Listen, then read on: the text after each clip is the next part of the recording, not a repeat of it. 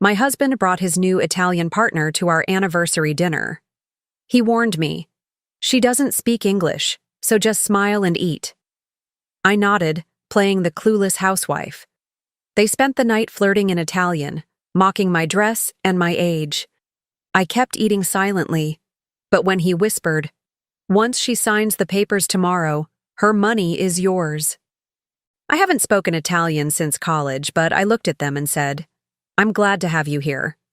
Follow my story until the end and comment the city you're watching from, so I can see how far my story has reached. My name is Deanna, and I'm 63 years old. I never imagined that my 38th wedding anniversary would be the night I watched my husband plan to steal my inheritance while flirting with his mistress right in front of me. The reservation at La Bella Vista was for 7:30. Jared had insisted on this particular restaurant, claiming it was romantic, but I should have known better. He'd been acting strange for months, taking calls in his study with the door locked, coming home late from business meetings, and most telling of all, suddenly showing interest in my mother's properties in Italy. I arrived first, as always. The hostess led me to our usual corner table, the one with the view of Hartford's twinkling skyline. The familiar sense of garlic and basil filled the air, along with the gentle murmur of conversations in Italian from nearby tables. I ordered a glass of Chianti and waited, unconsciously touching the small Italian-English dictionary I always kept in my purse, a habit from my college years in Rome that I'd never quite shaken. Jared walked in at 7:45 with her. She was stunning, I'll give him that. Tall, elegant, with the kind of effortless beauty that comes from good genes and expensive maintenance. Her black hair was pulled back in a perfect chignon, and she wore a red dress that probably cost more than my monthly grocery budget. When Jared introduced her as Andrea Rossi, his new Italian business partner, I felt my stomach drop, though I kept my smile perfectly in place. "Deanna, this is Andrea," Jared said, his hand lingering on her lower back in a way that made my chest tight. "She doesn't speak much English, so just smile and eat, okay?" I nodded, playing the role he expected, the dutiful wife who wouldn't ask questions. They sat across from me, and immediately began speaking in rapid Italian. Jared's Italian was terrible, choppy and heavily accented, but Andrea was patient with him, touching his hand when he struggled with pronunciation. I sipped my wine and pretended to study the menu while my heart hammered against my ribs. "Lei è più vecchia di quanto pensassi," Andrea said with a small laugh, glancing at me. "She's older than I thought." Jared chuckled, cutting into his osso buco. "E anche più ingenua. Non ha idea di niente." And more naive, too. She has no idea about anything. I kept eating my risotto, each spoonful feeling like sawdust in my mouth.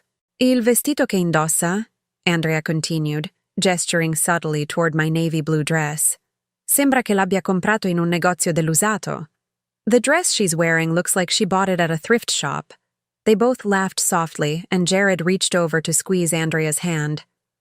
I focused on my plate, remembering my mother teaching me Italian when I was 7, the 2 years I spent in Rome during college, the poetry I used to recite in perfect Tuscan accent. They had no idea.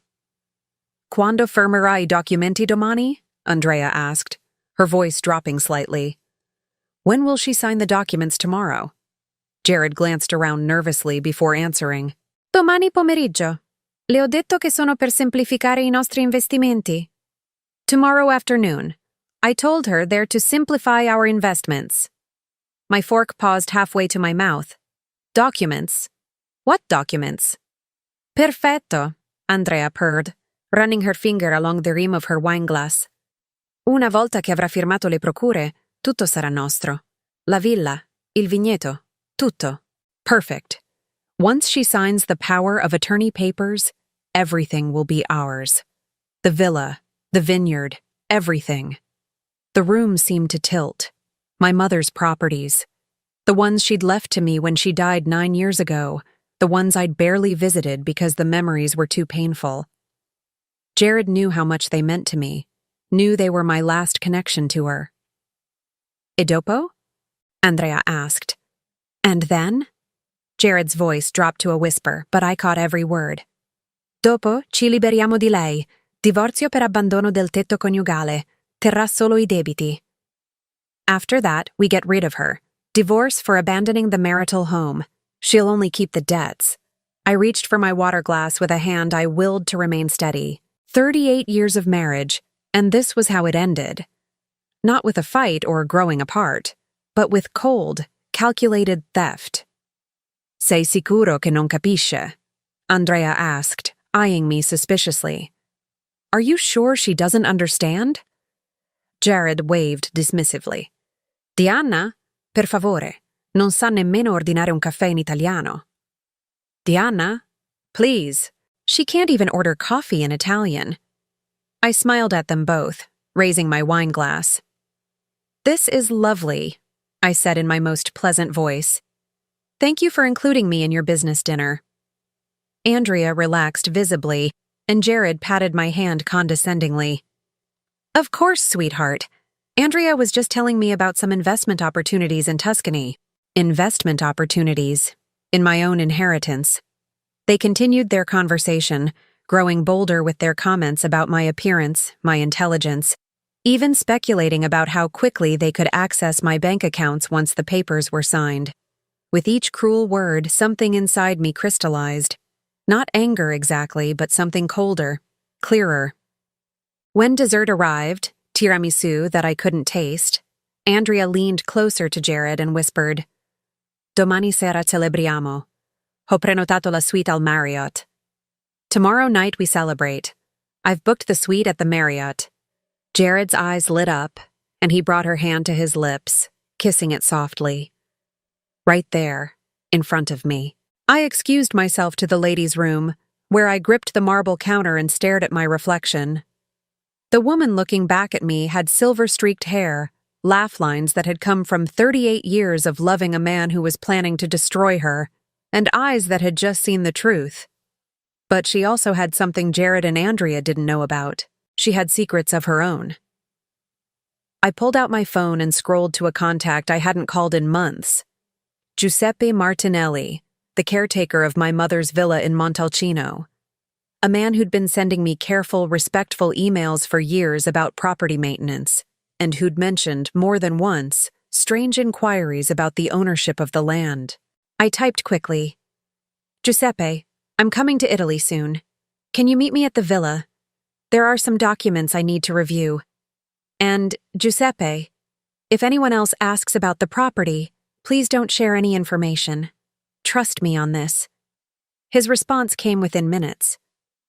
Signora Diana, I've been waiting for your call. There are things you need to know. I'll be ready.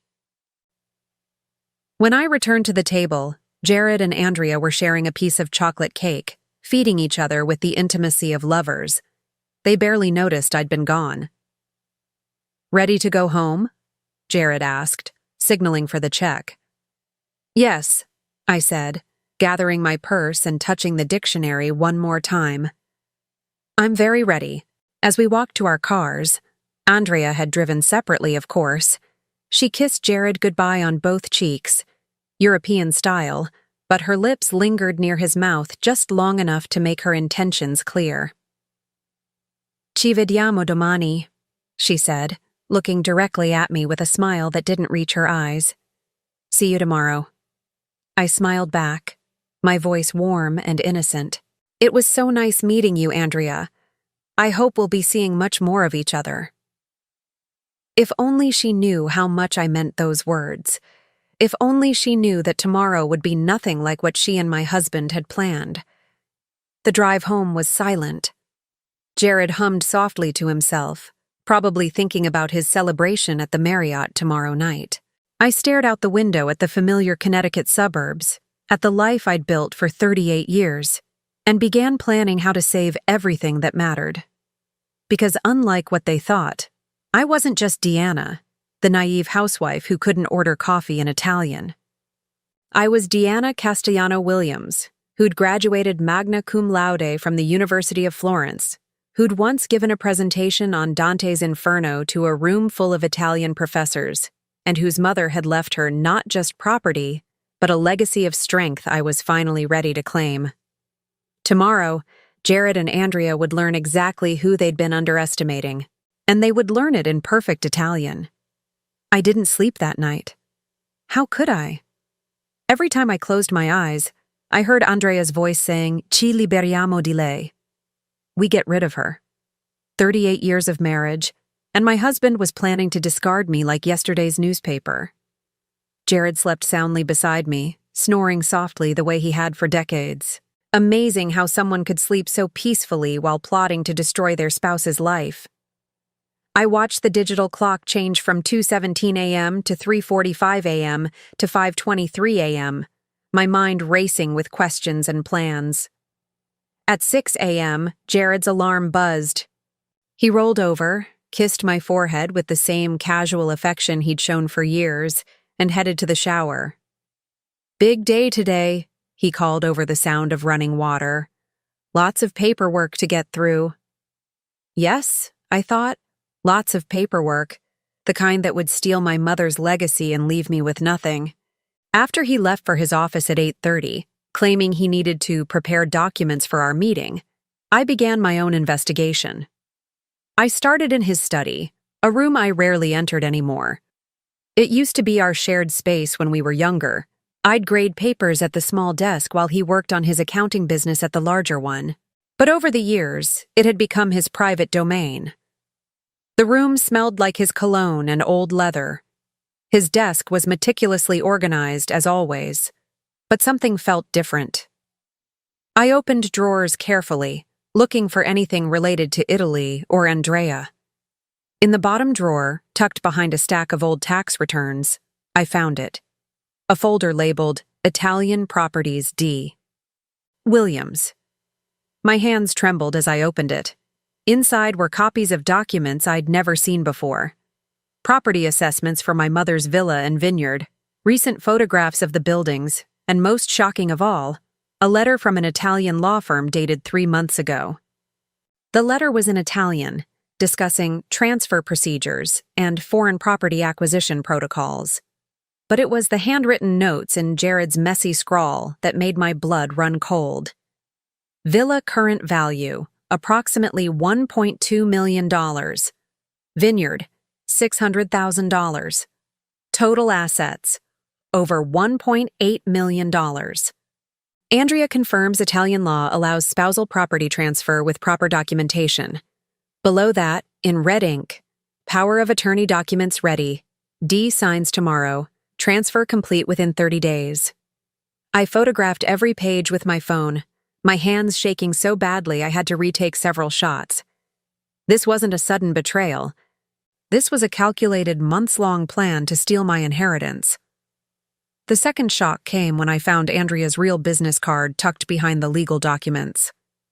Not the simple white card she'd given Jared at the restaurant, but an expensive embossed one that read, Andrea Rossi, International Property Consultant, with a Milan address.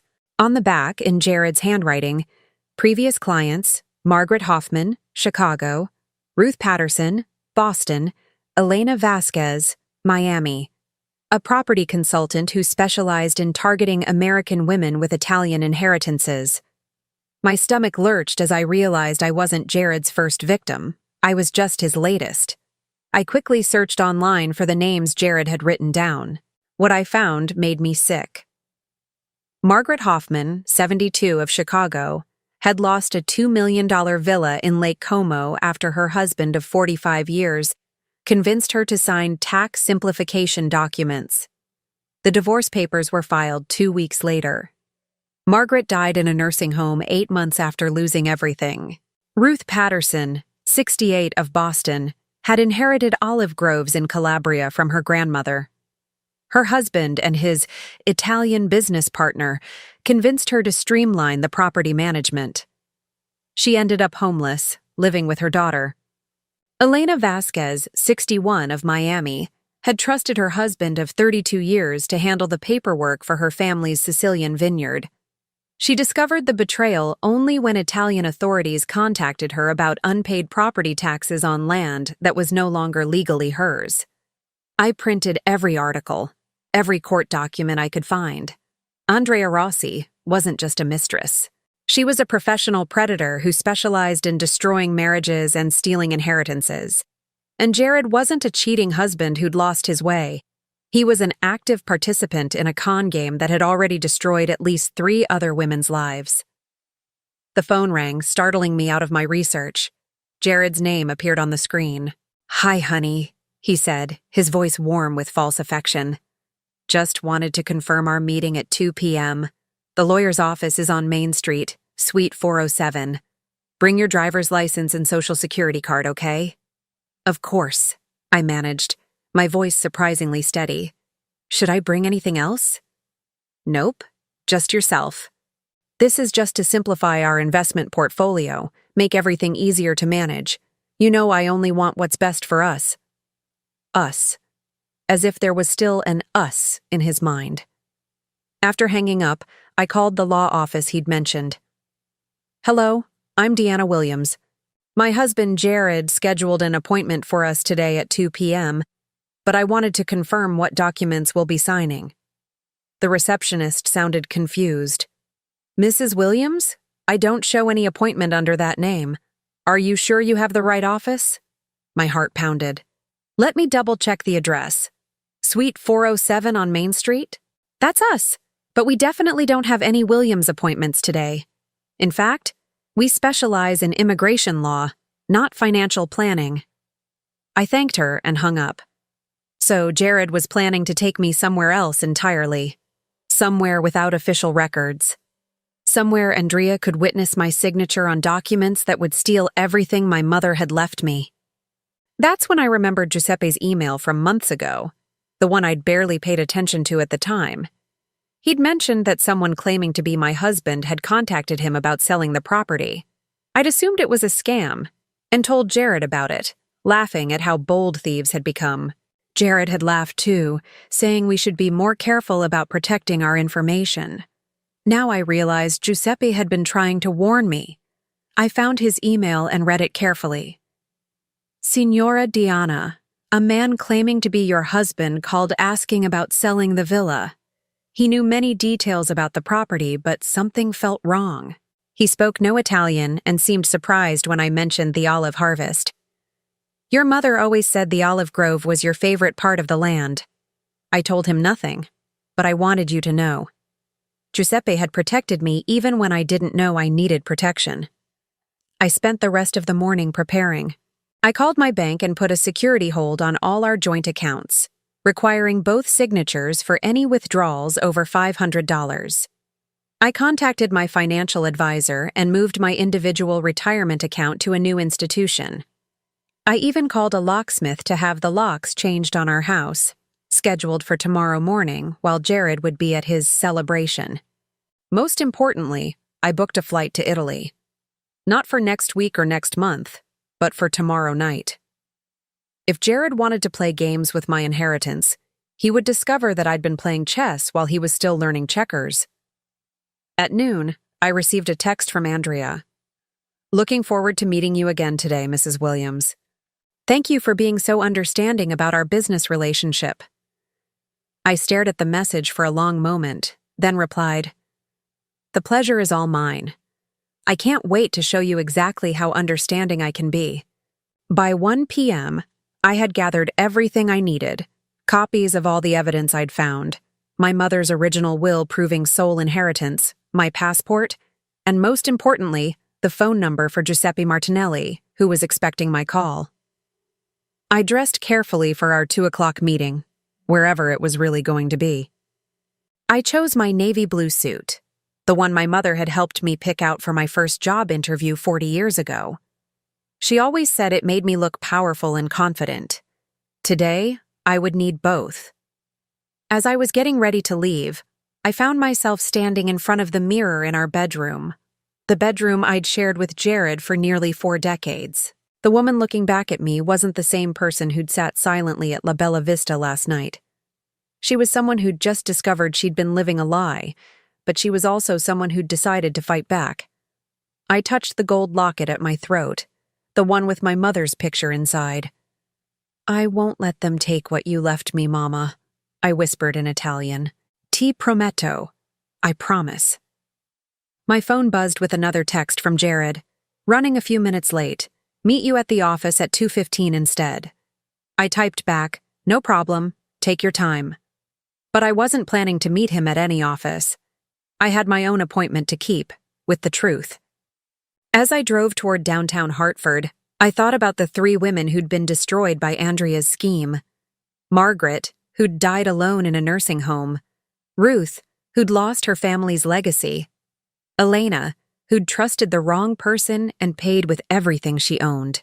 They hadn't known what was coming. They hadn't been able to protect themselves. But I did know, and I was going to make sure that Jared and Andrea learned exactly what happened when they targeted the wrong woman. The game was about to begin, and for the first time in months, I held all the cards. Instead of driving to meet Jared at his fake appointment, I drove straight to the Hartford Public Library. If Andrea Rossi was a professional con artist, there would be more evidence online than what I'd found in 20 minutes at home. I needed to understand exactly who I was dealing with before I walked into whatever trap they'd set for me. The library's computer lab was nearly empty at 2 in the afternoon. I settled into a corner workstation and began what would become the most important research of my life. What I discovered over the next 3 hours changed everything I thought I knew about my situation. Andrea Rossi wasn't just targeting random American women with Italian inheritances. She was part of a sophisticated network of international property fraud specialists. Her LinkedIn profile, which she'd carefully crafted to look legitimate, showed connections to lawyers in Milan, Rome, and Naples, all of whom specialized in expedited property transfers for foreign nationals. But it was the deeper dive into court records that revealed the true scope of her operation. In the past 5 years, Andrea had been involved in at least 12 cases of inheritance fraud across 3 countries. The pattern was always the same.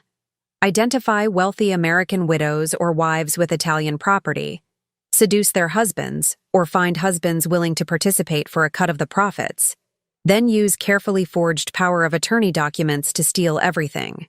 The most chilling discovery came when I found a blog post written by Elena Vasquez's daughter, Maria. She'd written about her mother's case in excruciating detail, hoping to warn other families.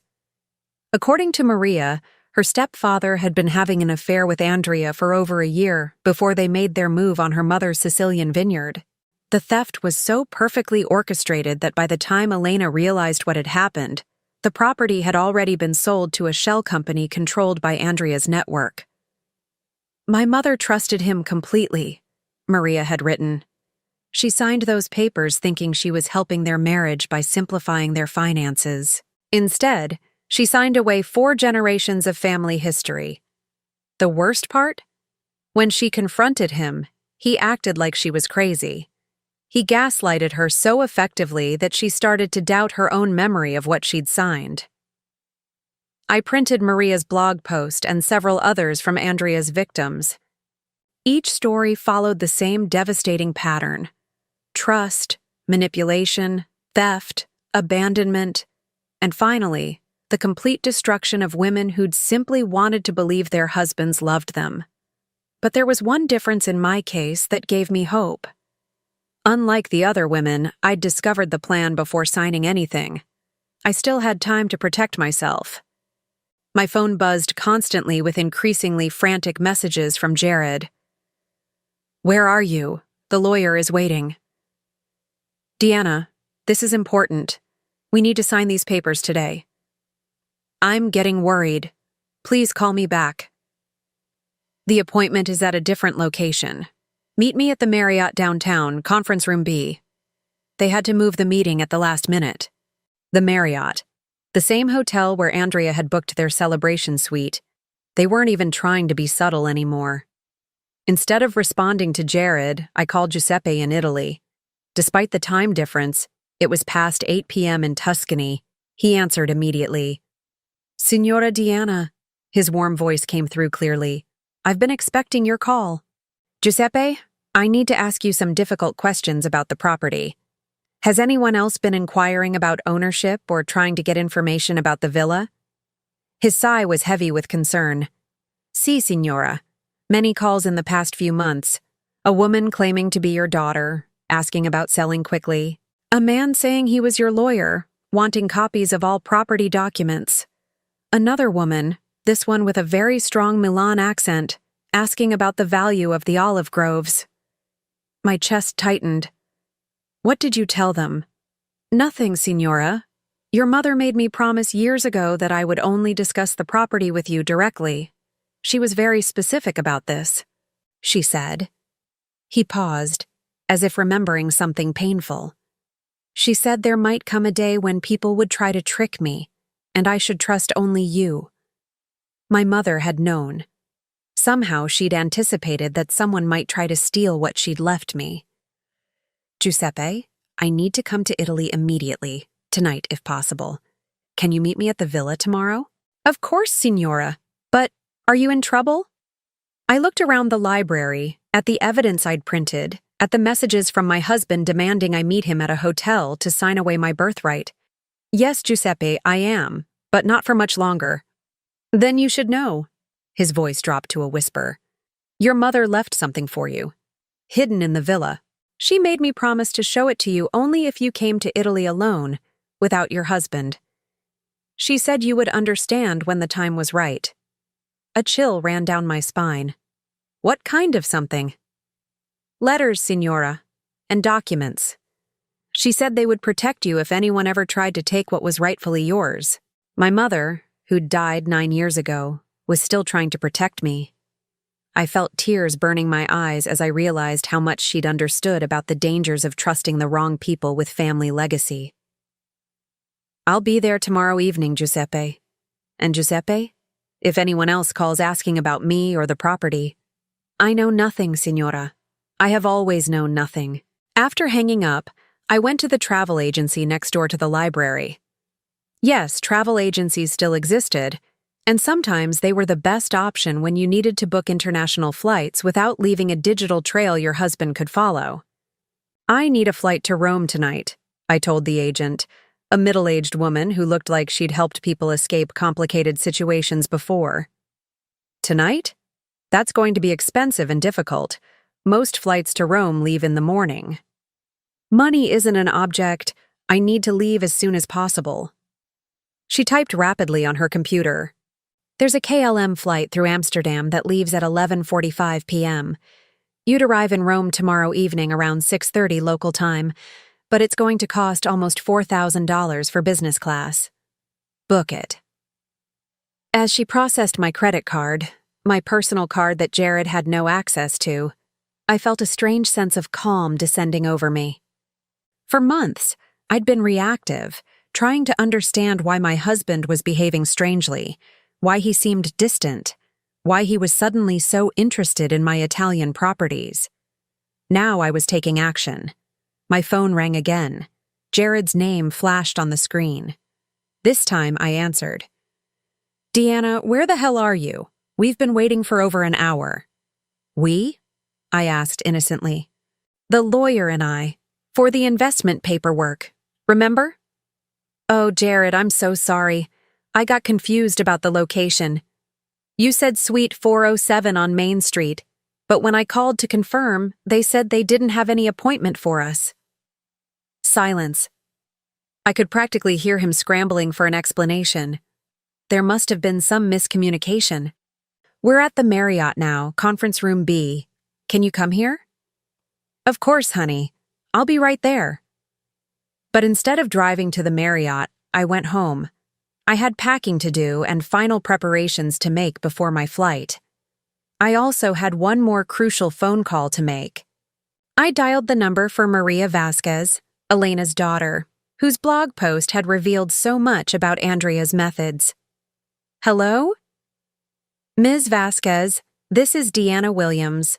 I know this is going to sound strange, but I believe the woman who destroyed your mother's life is now targeting me.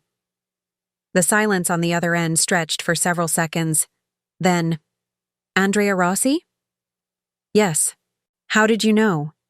Because you're the fourth woman who's called me in the past 2 years. She's like a plague, moving from victim to victim. Are you married? 38 years.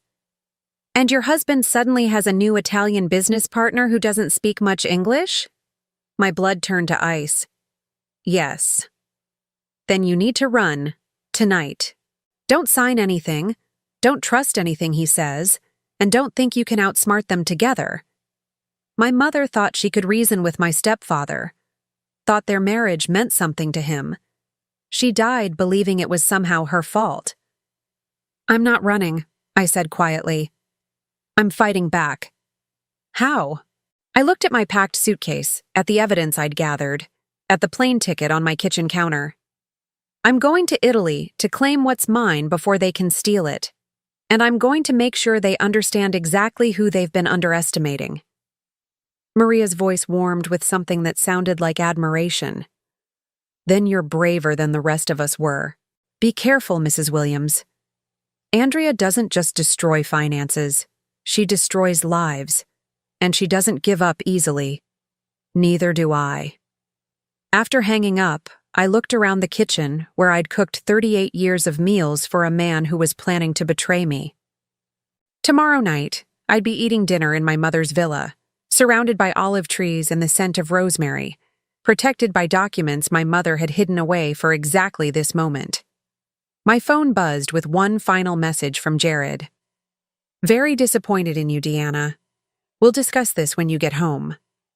I typed back, Yes, we will, but not in the way you think. As I carried my suitcase to the car, I felt lighter than I had in months. Not because I was running away from my problems, but because I was finally running toward the truth. By the time Jared and Andrea realized I wasn't coming to their fake meeting, I'd be 35,000 feet in the air, flying toward the only place I'd ever truly felt safe. Tomorrow, in my mother's house, surrounded by 4 centuries of family history, I would discover what she'd left to protect me. And then I would return to Connecticut, ready for the fight of my life. But tonight, for the first time in years, I was going home. The flight to Italy was the longest 12 hours of my life.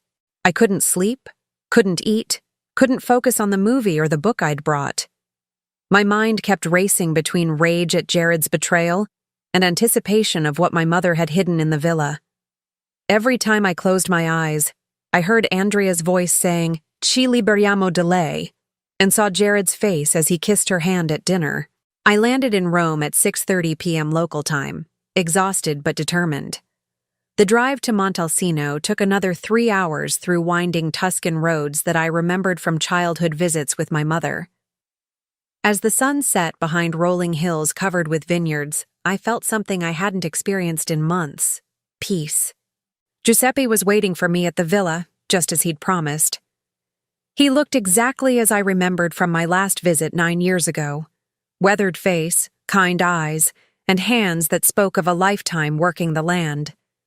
He embraced me in the Italian way, with genuine warmth. Signora Diana, welcome home. Home. Yes, that's exactly what this felt like. The villa looked smaller than my childhood memories, but more beautiful. The stone walls glowed golden in the evening light, and the scent of lavender and rosemary filled the air. My mother's presence was everywhere.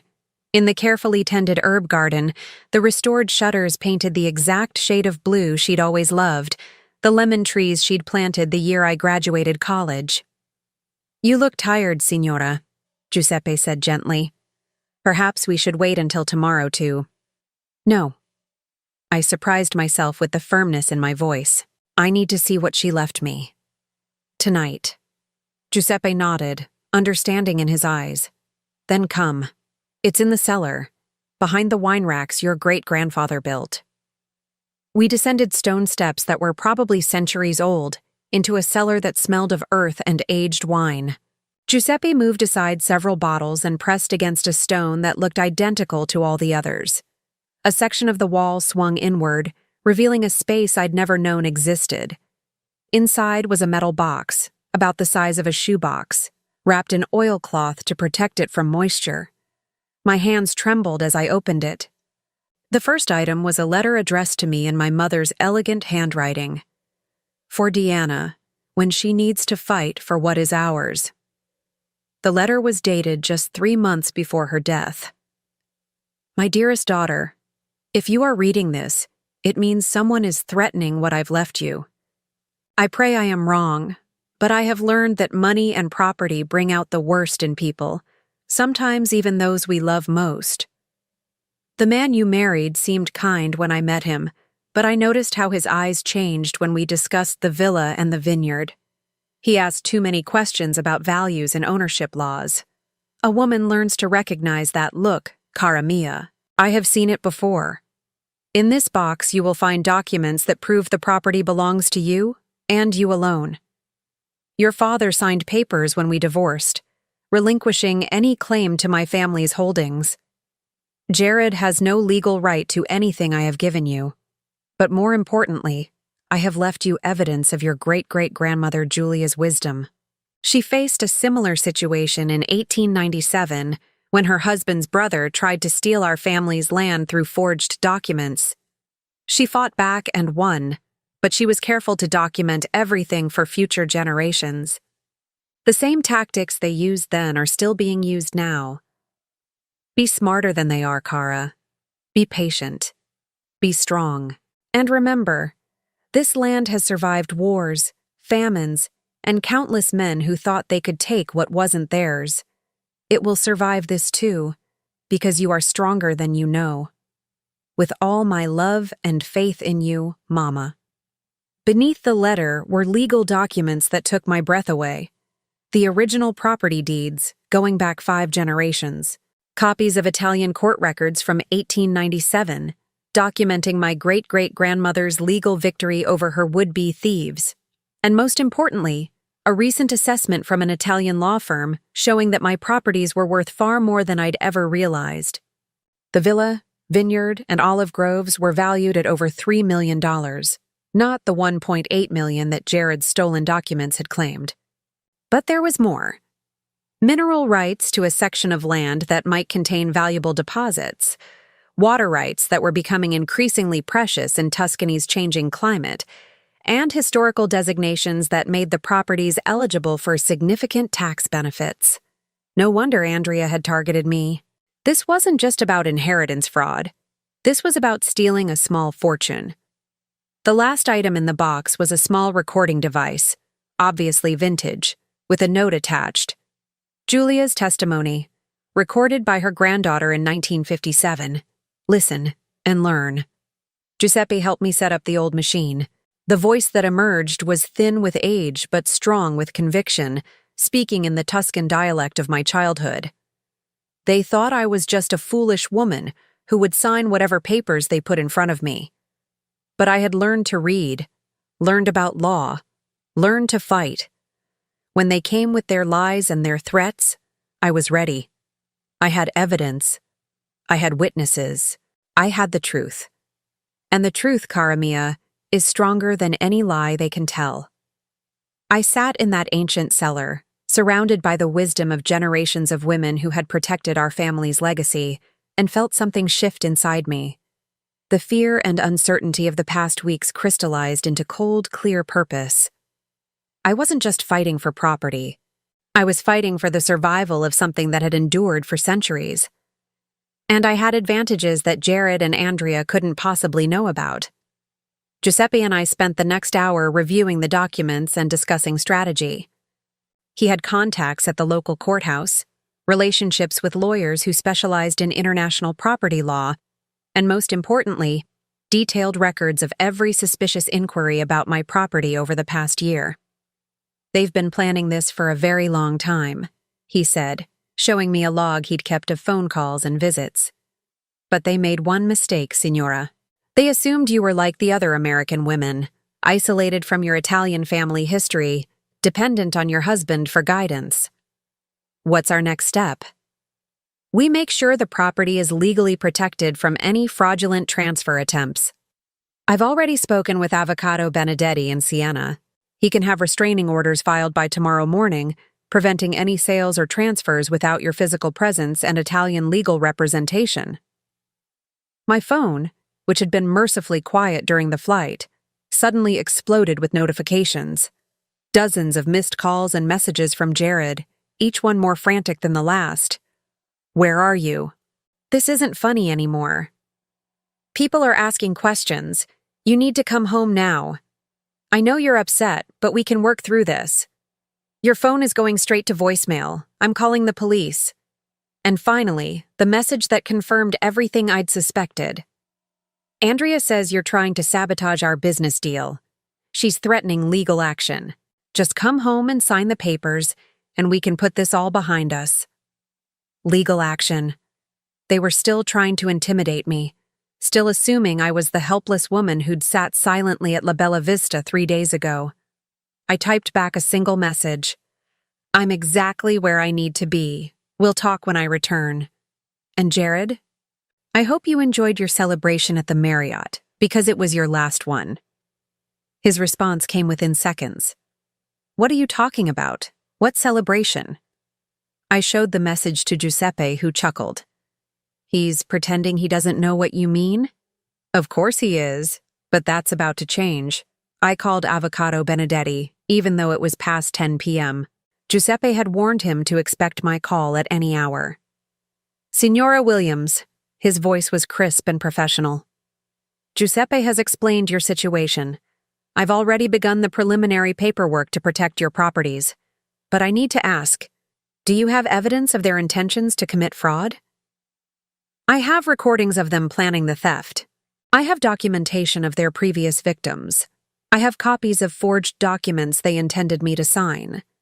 Is that enough? More than enough. With your permission, I'd like to contact the authorities in Connecticut as well. What they're attempting is international fraud, which carries serious penalties in both countries. For a moment I hesitated. Did I really want to destroy Jared's life completely?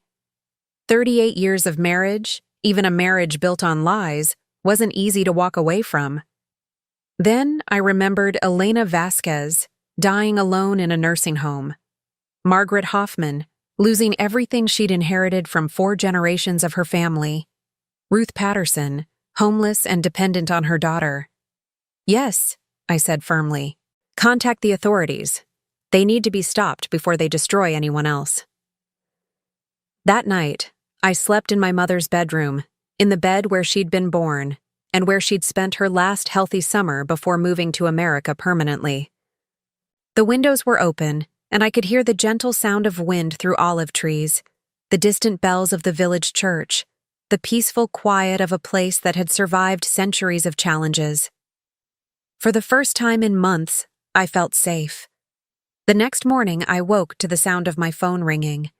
Jared's name on the screen, but this time I answered. Deanna, thank God.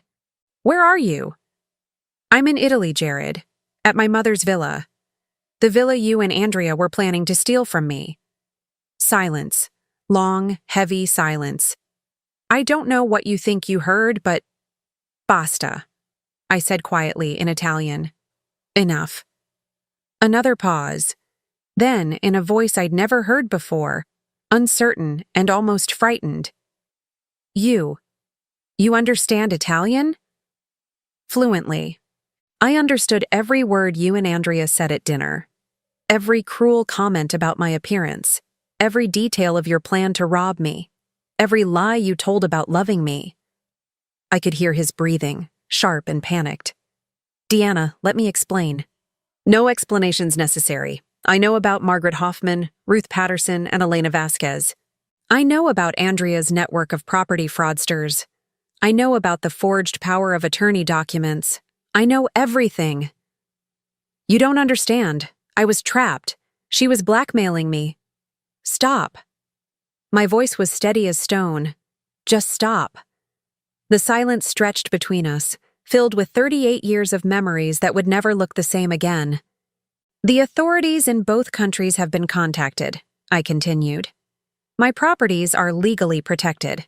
Andrea's previous victims have been notified that you're both being investigated. It's over, Jared. What do you want from me? His voice cracked. What can I do to fix this? I looked out the window at olive trees that had grown here for centuries, at stone walls built by my ancestors who'd fought to protect what was theirs, at the land my mother had preserved for me even as she lay dying. You can disappear from my life, I said softly. Completely and permanently. Because the woman you thought you married, the one who would sit quietly while you stole her birthright, never existed. I hung up the phone and turned it off. Tomorrow, I would fly back to Connecticut to begin divorce proceedings and ensure that Andrea faced justice for her crimes. But today, I would walk through my mother's gardens, tend the herbs she'd planted, and begin planning the new life I would build on the foundation she'd left me. The silence that had protected me for so long was finally ready to speak. I spent 3 more days in Italy, working with Avocado Benedetti to ensure my properties were legally bulletproof against any future fraud attempts. But more importantly, I spent those days remembering who I was before I became someone who apologized for taking up space in my own life. The phone calls from Connecticut were relentless. Jared called 17 times the first day after our confrontation, then stopped completely. But Andrea called every few hours, her voice switching between threats and desperate pleading.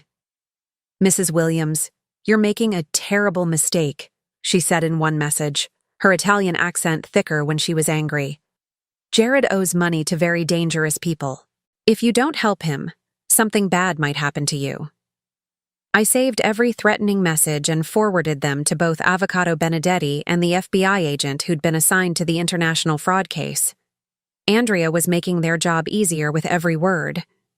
The third day brought news I'd been waiting for. Agent Sarah Martinez called from the Hartford field office with an update that made my hands shake with satisfaction. "Mrs. Williams, we have Andrea Rossi in custody. She was arrested this morning at Kennedy Airport trying to board a flight to Milan using a false passport. We also have evidence that she's wanted by Interpol for similar crimes in France and Germany. What about my husband?" "Jared Williams is cooperating with our investigation. He claims he was coerced into participating, but the evidence suggests otherwise. We found records of payments he received from Andrea's operation going back 8 months. This wasn't a recent seduction, Mrs. Williams. This was a long-term business partnership. 8 months. While I'd been worrying about his health, his stress, his sudden mood changes, he'd been planning to rob me blind. What happens now? Andrea will likely face 15 to 20 years in federal prison. Your husband. That depends on how much he cooperates and what other evidence we uncover. But, Mrs. Williams, you should know that we found a list in Andrea's possession. 12 other American women with Italian inheritances. You probably saved their lives by fighting back." After hanging up, I sat in my mother's garden and cried for the first time since this nightmare began. Not tears of sadness, but of relief so profound it felt like physical pain leaving my body. Giuseppe found me there an hour later, bringing homemade biscotti and strong coffee. "Good news from America?" he asked gently. "Very good news. They arrested Andrea. She'll go to prison for a long time." He nodded with satisfaction. "Your mother would be proud. She always said you had steel in your spine, even when you were a little girl running through these olive trees." "Giuseppe, I need to ask you something. When my mother was dying, did she ever talk about being worried about Jared?" He was quiet for so long I thought he wouldn't answer. Finally, he sighed. "She mentioned him once, near the end. She said he asked too many questions about money, about the property values, about Italian inheritance laws. She said she hoped she was wrong, but—" He shrugged in the Italian way that says more than words. "Why didn't she say anything to me?" What could she say? "Deanna, I think your husband might try to steal your inheritance someday." You would have thought grief was making her paranoid. Instead, she protected you the way she knew how, by making sure you had the tools to protect yourself when the time came. That afternoon, I called my attorney in Connecticut to begin divorce proceedings. I also called a realtor to put our house on the market. Whatever life I was going to build next, it wouldn't include anything that reminded me of 38 years of lies. But the most important call I made was to Maria Vasquez, Elena's daughter. "Mrs. Williams, I've been thinking about you constantly. Are you safe?" "I'm safe, and I have news." Andrea Rossi was arrested this morning. She's going to prison for a very long time. The silence on the other end stretched so long, I thought the connection had dropped. Then I heard crying. "My mother can finally rest," Maria whispered. She died thinking it was somehow her fault, that she should have been smarter, should have seen it coming. But she was just a woman who trusted the wrong person. Your mother wasn't weak, Maria. None of Andrea's victims were. They were targeted because they had something valuable, and they were manipulated by experts. The only difference is that I found out before I signed the papers. What about your husband? He's cooperating with the FBI to reduce his sentence, but our marriage is over. Some betrayals can't be forgiven. Are you going to be okay? Financially, I mean? I looked around my mother's villa, at the olive groves that had been producing income for my family for generations, at the vineyard that Benedetti assured me could become quite profitable with proper management. I'm going to be more than okay. I'm going to be free. The flight back to Connecticut was completely different from my panicked journey to Italy. I felt calm, centered, and for the first time in years, excited about my future. I'd made a decision during those quiet days in Tuscany. I wasn't just returning to wrap up the legal mess Jared had created. I was returning to start over completely. The house felt different when I walked in, smaller somehow and filled with the ghosts of conversations that had never been honest. Jared was waiting in the kitchen, looking older than his 65 years. When he saw me, his face crumpled with what looked like genuine remorse. "Deanna, don't." I set my suitcase down but didn't sit. "I don't want explanations or apologies. I want information. The FBI said you've been taking money from Andrea for 8 months. I want to know how long you've been planning this." He couldn't meet my eyes. "It started as just an affair. She approached me at a business conference, said she was attracted to successful older men. I was flattered. You seemed so distant after your mother died, and Andrea made me feel important, desired, worth lying to your wife of 38 years. It wasn't supposed to go this far. She said it would just be some paperwork, that we'd restructure the Italian properties to be more tax efficient. She said you'd never even notice." "And the money you took from her?" His shoulders sagged. "She called them consulting fees. For helping her understand American property laws, for introducing her to other men with wealthy wives. I didn't know about the other victims until you told me." I studied his face, looking for any sign of the man I'd married. "Do you actually believe that? Or is that just the story you're telling yourself to sleep at night?" "I don't know anymore. I don't know what's true and what I convinced myself was true. At least that was honest. The house is going on the market tomorrow," I said. "I'll split the proceeds with you 50-50, which is more generous than you deserve. After that, I don't want to see you again." "Where will you go?" I thought about the villa in Tuscany, about Giuseppe's invitation to help him expand the olive oil business, about the winemaking course offered by the local agricultural college, about all the ways I could spend my remaining years that didn't involve pretending to be smaller than I was. "I'm going home," I said, "to the place where people don't lie to me about who they are. Deanna, please. 38 years has to count for something." I looked at him, really looked at him, and felt nothing but pity. 38 years would have counted for everything if any of it had been real. "But you've been lying to me so long that I don't think you even know who you actually are anymore." That evening, I called my children to explain what had happened. Both Maria and Tony were shocked but supportive. Maria, my daughter who lived in Boston, immediately offered to help me pack and move. Tony, my son in California, offered to fly out to handle Dad if I needed backup. "I still can't believe it," Maria said. "Dad always seemed so solid, boring even." "Sometimes the most dangerous people are the ones who seem harmless," I told her. "They trade on our trust, on our assumption that people are basically good." "Are you going to be okay, Mom? Really okay?"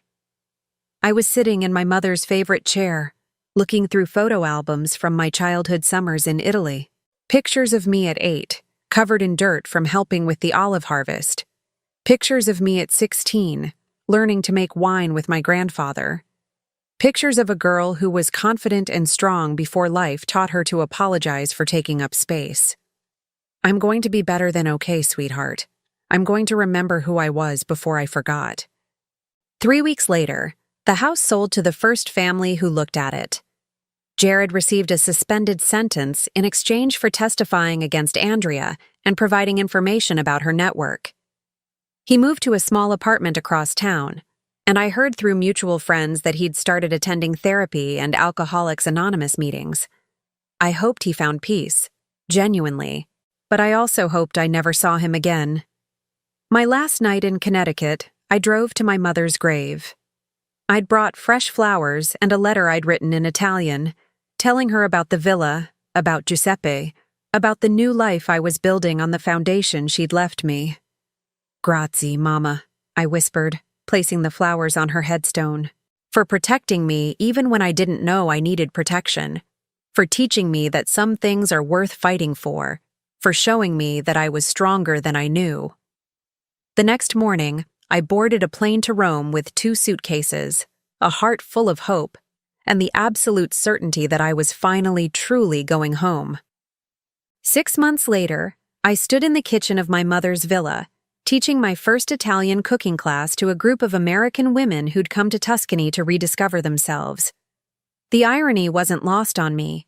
I'd spent 38 years of my life making myself smaller, quieter, more accommodating, and now I was teaching other women to take up space in the world again. The secret to real ragu, I told my students as I stirred the sauce that had been simmering since dawn, is patience. You can't rush love, and you can't rush tomatoes. The women laughed, but I could see some of them writing down everything I said. They were mostly divorced, mostly over 50, mostly here because they'd realized that the lives they'd been living weren't actually their own. I understood them completely. Giuseppe knocked on the kitchen door, carrying a basket of fresh herbs from the garden. At 72, he was still more energetic than most men half his age, and over the past months he'd become, well, I wasn't quite sure what to call what we'd become. "Scusi, ladies," he said in his charming English, "but Signora Diana, there's someone here to see you." My stomach tightened. Despite all the legal protections we'd put in place, I still tensed when unexpected visitors arrived. The trauma of betrayal doesn't disappear just because the betrayer goes to prison. "Who is it?"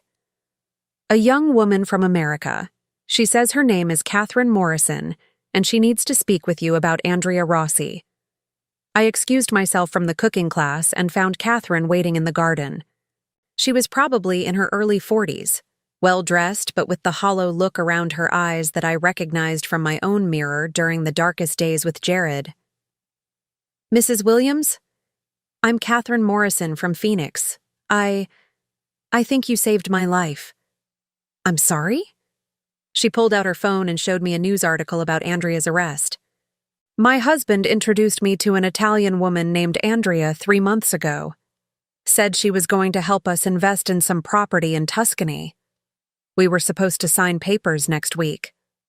Her voice broke. "I was going to sign away my grandmother's inheritance. Everything she left me."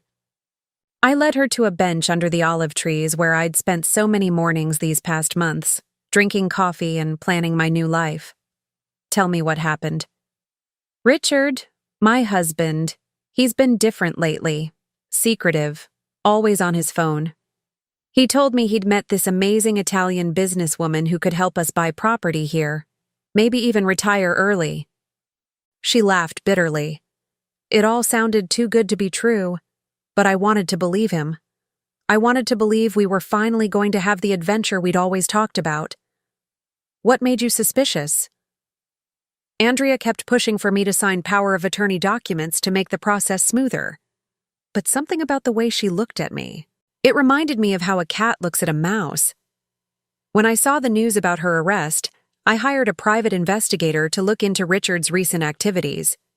She showed me a folder thick with photographs, bank records, and phone logs.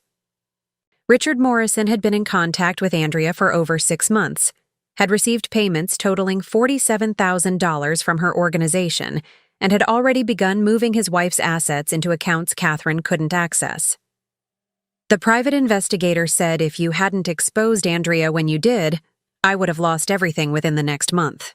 My grandmother's house in Sedona, her stock portfolio, even the small trust fund she set up for my daughter's college education. I felt the familiar surge of anger that came whenever I thought about Andrea's victims. What are you going to do now? I've filed for divorce. I've secured all my assets. And Richard. She smiled grimly.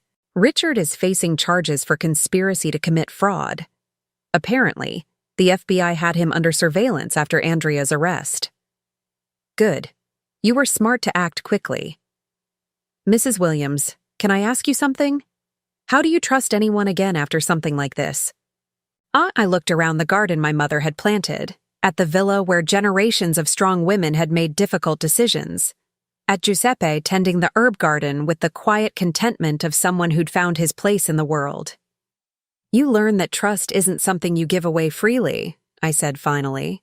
It's something you build carefully with people who prove themselves worthy of it over time. And you learn that the most important person to trust is yourself. Catherine stayed for lunch, and I introduced her to my cooking class students.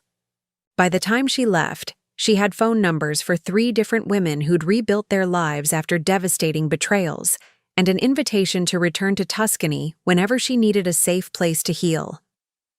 That evening, Giuseppe and I sat on the terrace overlooking the vineyard, sharing a bottle of wine from grapes we'd harvested ourselves. The sunset painted the rolling hills in shades of gold and purple, and I felt the deep contentment that comes from knowing you're exactly where you belong. Another happy ending, Giuseppe said, referring to Catherine's visit. I'm not sure it's an ending, I replied. More like a beginning. She'll have hard days ahead, rebuilding her life from scratch. Like you did? I considered this. Yes, but also no. I didn't rebuild the same life I'd had before. I built something completely different. Something that was actually mine. Giuseppe reached for my hand, a gesture that had become natural over the months of working together, cooking together, slowly learning to trust again. Are you happy, Deanna? Really happy? I thought about my old life in Connecticut, the house where I'd walked on eggshells for years without even realizing it. The marriage where I'd made myself smaller and smaller until I was barely visible. The comfortable numbness I'd mistaken for contentment. Then I thought about my current life. The cooking classes that filled my kitchen with laughter. The olive oil business Giuseppe and I were expanding together. The organic garden where I grew herbs that actually tasted like something. The quiet evenings reading Italian poetry by the fireplace. The way I felt when I woke up each morning, excited to see what the day would bring instead of dreading what I'd have to endure. I'm happy in a way I didn't even know was possible, I said. I spent so many years thinking happiness meant avoiding conflict, keeping peace, not asking for too much. I thought if I was just grateful enough for what I had, that would be enough. And now? Now I know that real happiness isn't about avoiding problems. It's about solving them. It's about choosing people who are honest with you, even when the truth is difficult. It's about building a life that's actually yours. My phone buzzed with a text from Maria, my daughter in Boston. Mom, I booked my tickets for Christmas in Tuscany. Can't wait to meet Giuseppe and see your new life. Also, Dad called. He's getting married again, to his therapist. I thought you should know. I showed the message to Giuseppe, who raised his eyebrows. How do you feel about that? He asked carefully. I thought about it for a moment, waiting for jealousy or hurt or some echo of the 38 years I'd spent as Jared's wife. Instead, I felt nothing. No, that wasn't right. I felt relief.